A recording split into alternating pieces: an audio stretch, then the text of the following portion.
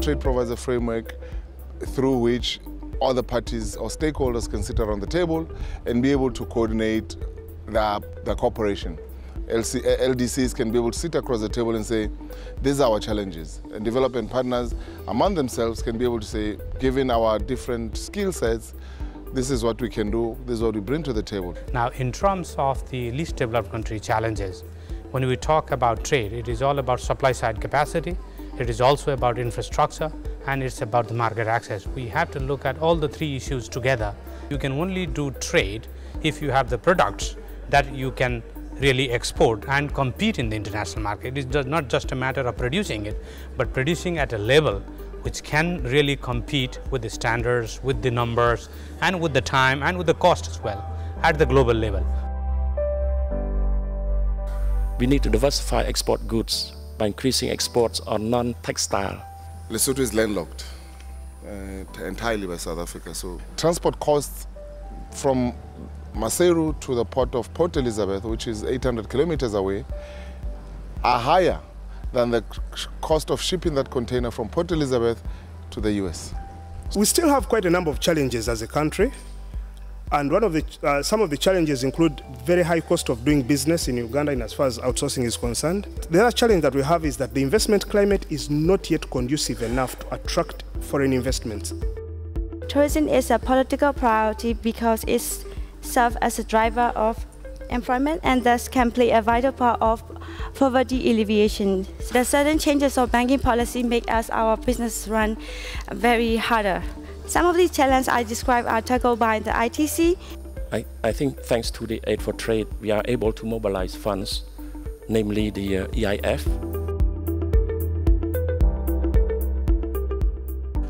Aid for Trade has helped. 3 years ago, it took 72 days to get a trading license. Through the intervention of the EIF, we've cut that number to 5 days. And by the end of this year, we'll be down to 2 days.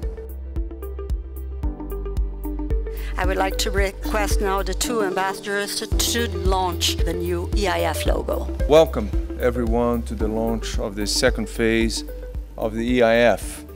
The EIF's new phase will be operational by January 2016. It incorporates some key reforms measures to ensure that the new phase is even more results-driven and that it represents a real value for the money.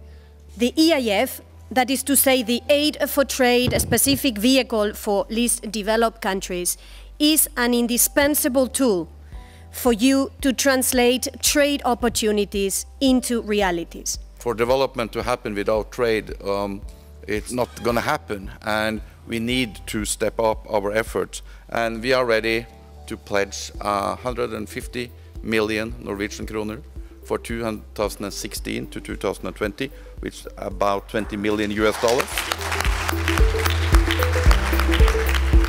In the coming years, the EIF will be instrumental in realizing the vision of the post-2015 development agenda.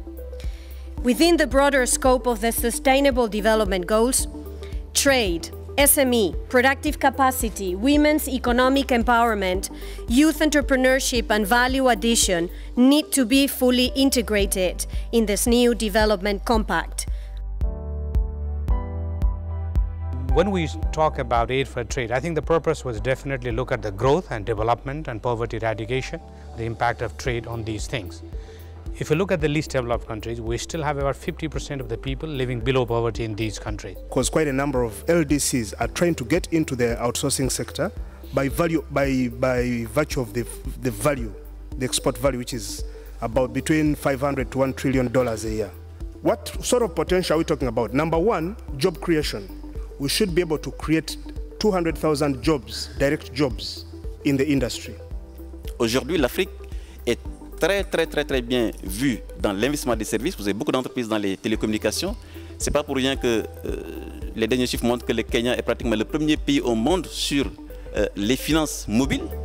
If we have more investment, it also talks about bringing about change in terms of the enabling environment in these countries, the investment regimes, entrepreneurship development, access to finance, and all of that. if we can really take it in an integrated manner, that is what is being aimed at by the Aid for Trade, I do hope that more focus on these countries will really result in larger impact in terms of poverty alleviation and development.